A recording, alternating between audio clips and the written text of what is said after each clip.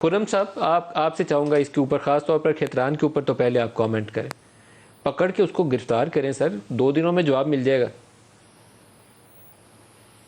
जी देखिए ना, ये कानून ये भी नहीं कहता। अगर हमने एक वाकई ही कानून को फॉलो करना है तो फिर उसको बाकायदा तौर पे गिरफ्तार करके कानून के तहत उससे तफ्तीश होनी चाहिए। हम जिन सबूत और शवाहिद की हम तवक्को करते हैं तमाम मामलात में, वो इस मामले में भी सामने आने चाहिए।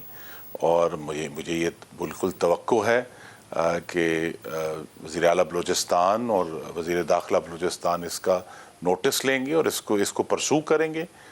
जिस तरह हमें हर जगह ऐसी जुल्म का सामना है, बेशुमार हालिया वाक़यात हुए हैं जिनका कोई फिर पुरसाने हाल नहीं हुआ। अगर आपको याद हो, साहिवाल में एक पूरे ख़ानदान को गोलियों से मार दिया गया था, वो किसी को सज़ा नहीं हो सकी।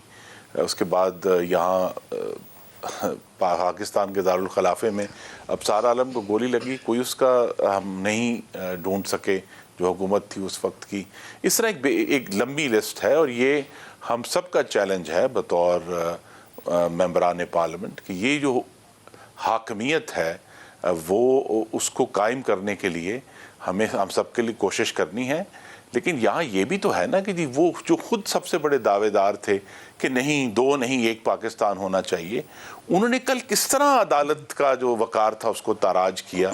और बात हो रही थी उस खातून की कि उस पे जुल्म हो गया, हम मोड़ के अदालत की तरफ लेकर आ गए। तो कानून है ही नहीं भाई इस मुल्क में। जी नहीं, जुल्म का वाकया बलूचिस्तान वाला। तो मैं यही अर्ज कर रहा हूँ ना जी, मैं यही अर्ज कर रहा हूँ कि अगर अदालत जो है इसके 2 दिनों में ढील देगी।